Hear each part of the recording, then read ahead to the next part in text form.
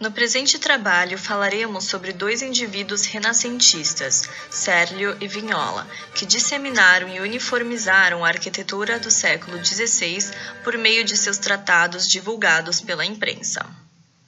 Sebastiano Cérlio nasceu em 6 de setembro de 1475, na Bolonha, Itália, arquiteto maneirista do Renascimento e teórico tratadista do período. Foi a Roma em 1514, onde trabalhou no ateliê do mestre Baldassare Peruzzi e começou sua vida artística também como pintor. Em 1541, foi convidado pelo rei francês Francisco I a residir na França para se tornar arquiteto-chefe da construção do Castelo de Fontainebleau.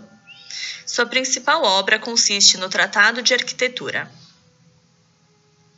Giacomo Barozzi nasceu em outubro de 1507, na cidade de Vignola, Itália. Estudou arquitetura e pintura em Bolonha e se tornou um dos grandes arquitetos maneiristas do século XVI e precursor das concepções barrocas na Itália. Residiu em Fontainebleau de 1541 a 1543 a pedido de Francisco I. Após sua estadia na França, Vignola foi a Roma, onde acompanhou o trabalho de Michelangelo na Basílica de São Pedro, se tornou arquiteto do Papa e iniciou a obra que marcou sua história, a Igreja Romana de Jesus. Em 1562, publicou seu primeiro tratado, considerado como uma Bíblia da Arquitetura. Em 1418, Filippo Brunelleschi marcou o início do Renascimento na Itália, tanto no campo da arquitetura, com a construção da cúpula da Catedral de Santa Maria numa rapidez inédita, quanto no campo da economia, ao ignorar o fundamento de hereditariedade do ofício do trabalho corporativo e contratar funcionários avulsos para a construção de sua cúpula.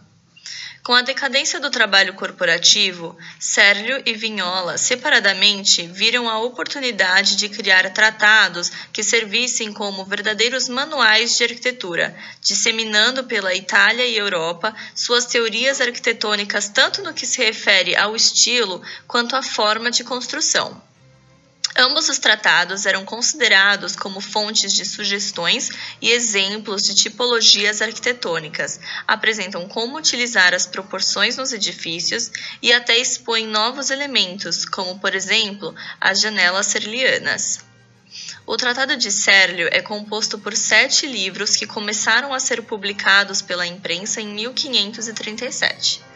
A imprensa teve papel muito importante neste período, pois foi devido a ela que foi possível a grande distribuição rápida e barata dos livros de Cérlio e Vignola.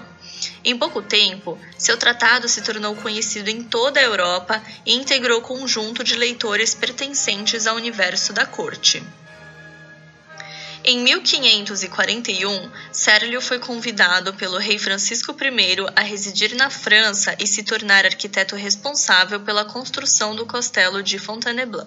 Vignola, que na época ainda não tinha publicado seu tratado, também foi convidado pelo rei e foi na França que conheceu Cérlio. As realizações arquitetônicas de Cérlio são escassas, se concentram no Castelo de Fontainebleau e no Castelo Annecy-le-France. Sua importância está em seus livros que por anos continuaram a ter uma ampla difusão por toda a Europa, uniformizando as características arquitetônicas de diversos castelos, catedrais e palácios do século XVI. Vignola teve um número maior de representações arquitetônicas significativas. Após sua estadia na França, foi a Roma e acompanhou o trabalho de Michelangelo na Basílica de São Pedro, se tornou o arquiteto do Papa Júlio III e projetou junto a grandes nomes da arquitetura e arte, como Giorgio Vasari e Bartolomeu Amanati.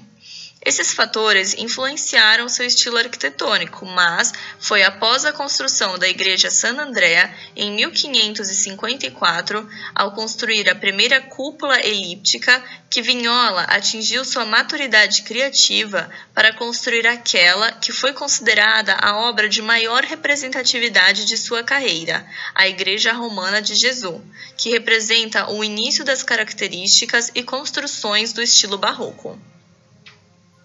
Ao comparar a Igreja de Jesus com a Basílica de São Pedro, fica clara a diferença na quantidade de adornos e detalhes na fachada.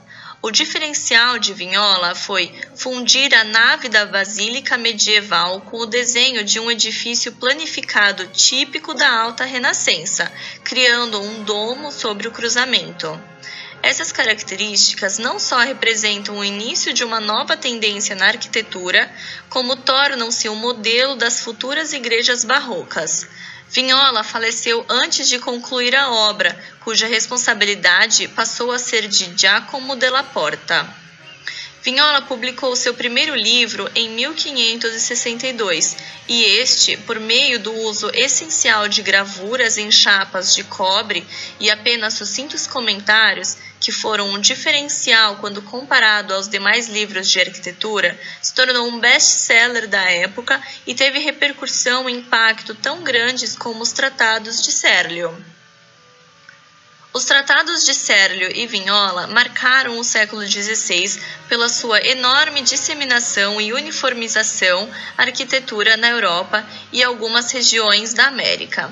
A imprensa foi a grande responsável pela disseminação dessas teorias por permitir a distribuição rápida e barata dos exemplares. Temos espalhados, principalmente na Europa, castelos, igrejas e palácios que seguem as mesmas características arquitetônicas pelo fato de terem sido construídos sob a perspectiva de Serlio e Vignola divulgados em seus tratados.